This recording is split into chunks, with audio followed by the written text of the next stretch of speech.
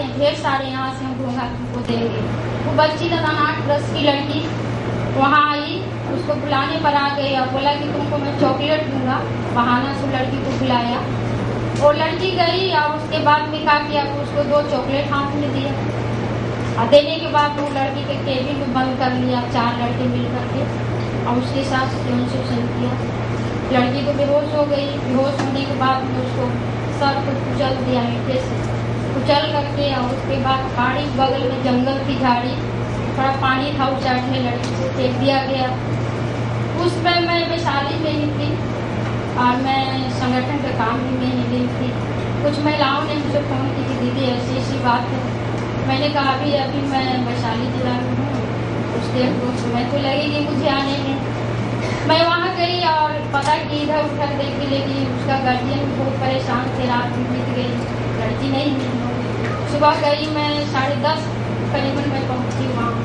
उसके बाद में 10 महिलाओं को लेकर मैं लाश को खोजने के लिए निकली तो देखती एक गाड़ी में लड़की पड़ी हुई है, हल्का सांस ले ऐसे ऐसे कर रही है।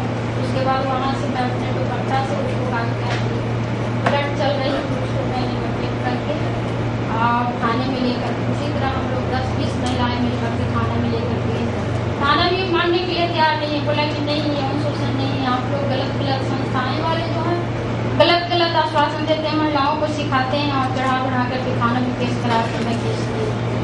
उसके लिए करीब हम लोग 11-12 बजे से 4 बजे तक बच्ची को लेकर के मैं वहाँ रही, फिर भी FIR नहीं हुई। जब तक FIR नहीं हुई मेडिकल जाँच के लिए बार हम लोग ये रिक्वेस्ट कर रहा था कि FIR करने के बाद इसको भेजा जाए, बच्ची या नहीं बच्ची देखा सकते। उसके बाद थाना वाले छोड़ने के लिए तैयार नहीं थे। लास्ट में हम लोगों ने कहा कि आप कॉल किया सभी जगह से 10-10, 20-20 महिलाएं, मेरे संगठन की महिलाएं, तो मैंने कॉल करके उसको बुलाया। अब बुलाने के बाद मैंने मीडिया को सूचना दी और सूचना देने के बाद मैंने थाना में हंगामा शुरू किया। मारपीट भी हुई, दरोगा को हम लोग पीटे भी, बहुत महिला लोग बहुत कोई ईंटा से पीटी, को छुरी उसका घर गया, तेरे में क्या किया। उसके बाद DSP साहब आए, DSP साहब ने आए, उसके बाद बोले मैडम जी आपने क्या कर दिया। हम ये आपके सामने सारे सबूत आपके सामने सब देख लीजिए क्या इसके साथ घटना घट रही है। उसके बाद FIR हुई, मेडिकल जाँच हुई, मेडिकल जाँच में कुछ नहीं हुआ। मेडिकल जाँच में कर दिया किसी तरह से रहे लोग बहाना बना दिया, मेडिकल जाँच कुछ नहीं दिया।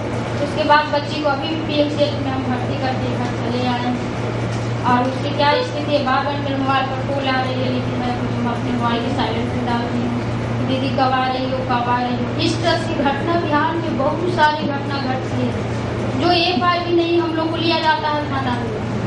अगर FIR करने के लिए भी आप जाते हैं तो आपको पुलिस का संस्था वाले लोगों को कहता है कि मैं आपको अरेस्ट कर दूँ। आप लोग गलत आश्वासन देते हैं, लोग गलत बात सिखा करके उल्टा सीधा कर करके आप केस करवाते हैं। कोर्ट में जाते हैं, कोर्ट में पैसे की जरूरत है।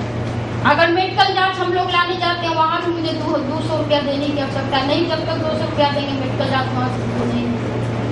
इस तरह से बिहार में बहुत सारी समस्या को सामना करके हम लोग काम कर रहे हैं। आज विशेषकर ये दलित महिलाएं के साथ इस तरह से घटना घटती है।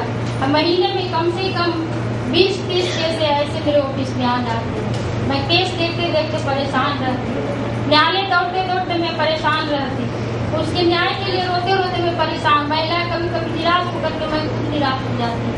आखिर मैं इसके लिए कहाँ जाऊँ जहाँ इन लोगों को न्याय मिले।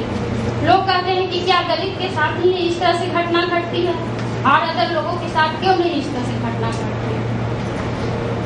हमसे क्वेश्चन किया जाता है, मैं उन्हें क्या जवाब दूं।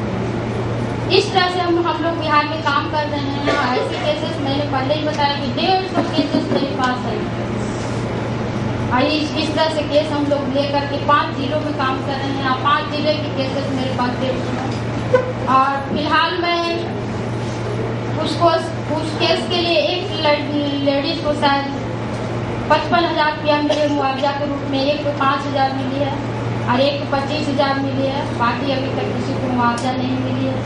कुछ लोगों को लगता है 10-20 ऐसे केसेस हैं जो अभी थाना में ही FIR नहीं हुई है, केस पड़ी हुई है। उसके लिए भी हमने संस्था को सूचित किया कि इस तरह से है। संस्था भी गई, उसकी जांच कर रही है, लेकिन अभी तक उसका कोई थाना कार्रवाई नहीं कर रही है, क्योंकि उसको अदर लोग हैं जो जाकर उसको पैसे दे देते हैं। पैसे लेने के कारण हम लोग FIR ठोक दी जाती है।